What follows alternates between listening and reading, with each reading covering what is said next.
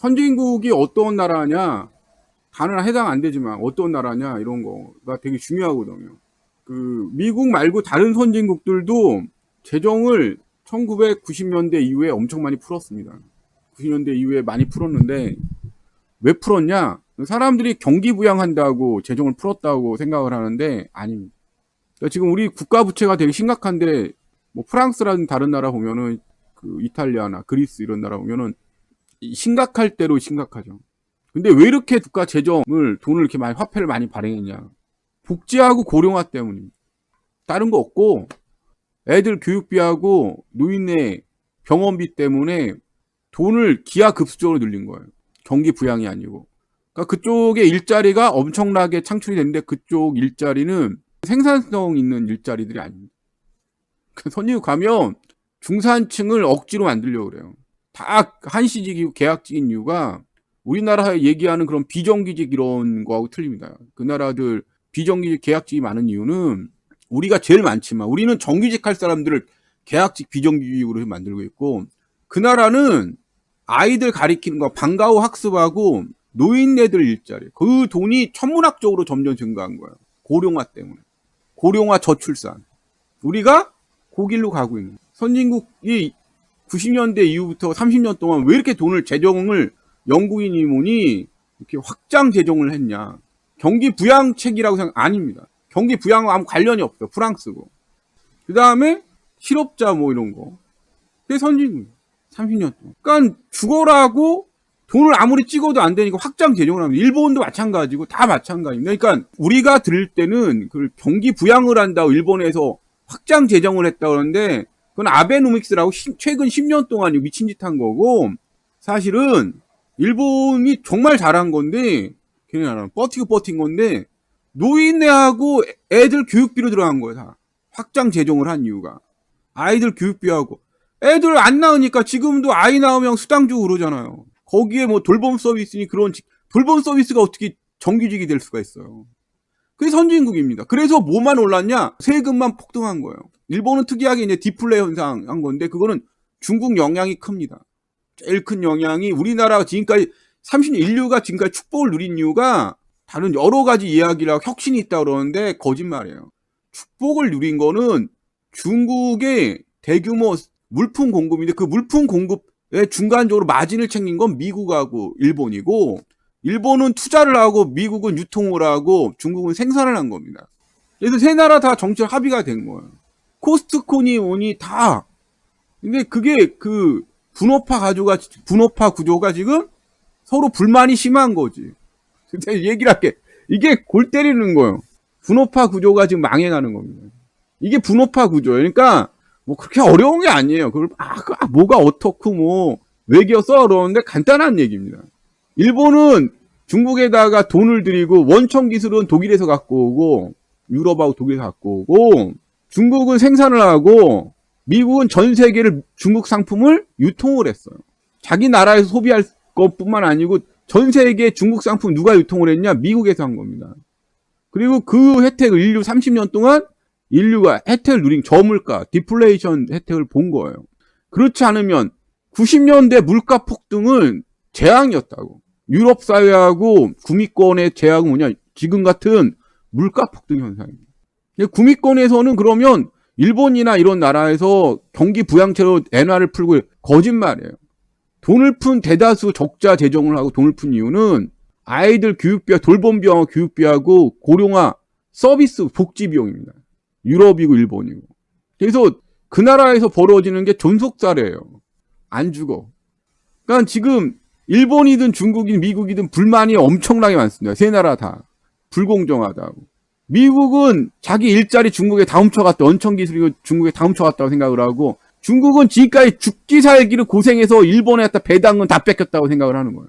알고 보니까 텐센트고 뭐 알리바바고 전부 다 누가 손정희가 이게 전부 다 자기 거라고.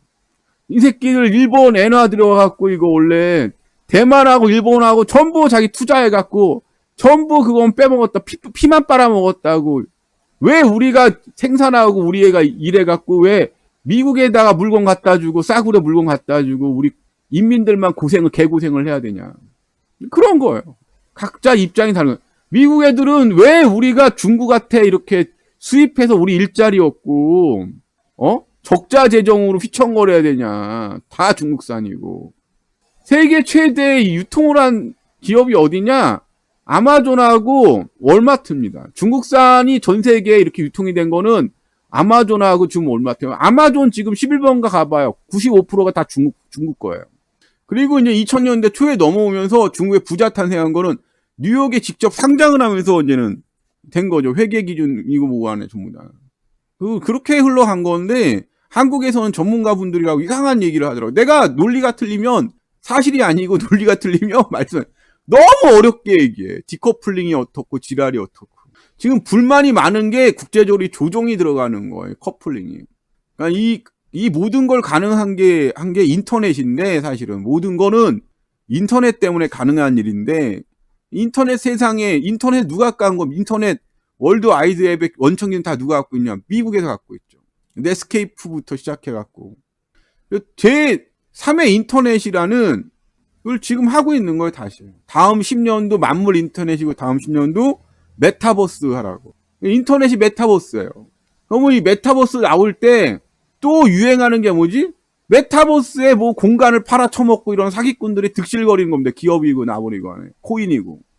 메타버스 무슨 땅이고 투기고. 5년 후에 내가 분명히 얘기하는데 일확천금할 수 있는 메타버스 코인이고 지랄이고 어마어마하게 나올 거예요. 뭐 땅을 메타버스에 땅을 팔아먹고 뭐 하고 온통 메타버스 사기꾼들 출몰할 겁니다. 지금 이거 제가 이번 주에 난리 날 거라고 그랬는데 오늘도 올라왔습니다. 오늘도 거의 이거죠. 지금 1조 6천억 지금 돌려받지 못한 돈이 1조 6천억이랍니다. 지금 보증공사 파산이 거의 다가오고 있습니다. 지금 인천이 입주 물량이 경기가 인천이 지금 난리가 아니에요. 역전세 대란. 요거 끝난다. 6개월 후부터는 역월세 현상 일어나죠. 주인들 가갖고 제발 경매만은 월급이나 압류하세요. 월세 드리겠습니다. 지금 이제 인천, 평택, 여주, 안성, 지금 동탄 이런데 지금 난리가 아닙니다. 벌써 전세금 폭락 때문에 사태가 심각해요. 조금 있으면 김포, 일산 같은데 서울 주변부터 서울까지 후폭풍이 어마어마할 겁니다. 이게 별거 아니라면 내가 맨날 역전세 역월세 대란 나면 난리 난다. 서울 수도권 엄청나다니까요, 지금 막. 이번에 사회에서 어느 정도 기득권 누리던 사람들이 어마어마하게 많이 망할 겁니다. 이번에 저런 식으로 다들 얘기할 텐데 나와 억울하다고. 억울한 일이야? 봤을 때 세상은 살아가면서 감사하게 생각하고 살아야 돼. 감사하게. 지금 공무원이고 공기업이고 교사하고 뭐고 안에 전부 집투기했습니다. 만나면 연구원이고 속으로 왜 그러냐. 연봉이 8,001억인데 와이프하고 돈 벌면 노후가 준비 안 돼요. 노후에 현금 10억 원 있어야 된다면서요. 퇴직금 말고 저희는 현금 10억은 있어야 될 것 같아요. 노후에. 재테크하는 선배님 재테크하는 방법 아니에요. 부부하고 연구원인데 막 그래. 연봉 한 8,001억씩 되는데 할 일도 없는 연구원들 가갖고 이런 얘기 그런데 진짜 이거 대기업 다니고 억울하고 막 10억 원 있어야 되는데 저기는 5억 벌었대요. 집 빼고 퇴직금 빼고 10억 원 현금 10억 원 있어야죠. 월 7, 800 벌면 됐지. 이번 사태가 심각한 게 유가하고 식량 가격이 올라가는 근원 물가가 올라가는 시스템이에요. 공공요금이니 뭐니 한 번 올라가면 내려가지 않는 물가 인상입니다. 그러니까 이게 쉽게 끝날 일이 아니라는 거예요. 그러니까 지금 이게 분절의 시대라고 그러죠. 분절. 정말 각자 도생 분절의 시대인데 문제는 식량 가격하고 에너지 물가가 기본으로 깔려 있기 때문에 사태가 쉽지가 않을 거라고. 이게 난리가 나는 거라고.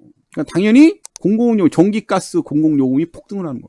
언제부터 폭등하냐? 다음 달부터 택시요금부터 시작 공공요금 제2차 폭등이 다음 달이죠. 다음 주부터 시작. 다음 주가 얼마 안 남았어. 추석 끝난 다음에 폭등 시작이에요. 공무원들 월급 또 올려주면 국가 재정 또 빵꾸 납니다. 이렇게 되면 초양극화 벌어지는 거지. 점점. 없는 사람은 죽는 거야. 이번에 2차로 물가하고 폭등하기 시작하면은 라면값부터 시작해 공공요금 2차 폭등 시작하면 올 겨울 지난 다음에 내년 중반쯤에 아파트 값이 오를까요? 지금 누가 오른다고 그러는데 제가 볼 때는 근원적 인플레가 올라가는 거기 때문에 사실은 이거 쉽지 않습니다. 지금 아마 폭동이 일어날 거야. 아마 내년 겨울 되면 폭동이 일어날 수도 있습니다. 와갖고 우리는 어떻게 살라고요? 잘 살면 되죠. 이런 식으로 계속 얘기할 거라. 응원하겠습니다. 잘 살면 되죠. 듣는 사람 정신병자 만드는 그런 답변들 있잖아요. 공무원식 답변. 한덕수가 얘기하잖아. 이번에 어려움, 금리를 계속 올릴 수밖에 없다. 이번에 어려움을 잘 극복하도록 저는 응원하겠다. 무슨 얘기야?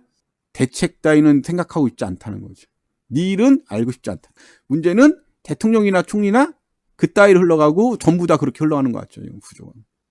지금 분위기가 뭐냐? 금리 인상 불가피 응원하겠다. 지금 정부의 자세는 뭐냐? 응원하겠다. 뭐 네가 뒤지든 말든 공공요금 폭등시키겠다. 고통스러워도 국민들이 인내해야 응원하겠다. 고통스러운 국민들이 잘 인내해야 된다. 이게 여러분들이 지금 살아가야 되는 세상의 진실입니다. 누구부터 그래? 대통령, 총리부터. 그 하위직 공무원들이나 그 권위나 지금 옛날 8, 90년대 권위주의 시대를 지금 회귀하고 있는 거랑 마찬가지예요. 근데 그 권위주의 시대는 개돼지라도 먹여 살려줘야 된다. 국가를 이끌어야 한다. 그런 엘리트 지금은 나는 내 특권을 누리는데 네가 뒤든 말든 그거는 응원하겠다. 이번 고통을 잘 참고 인내해야.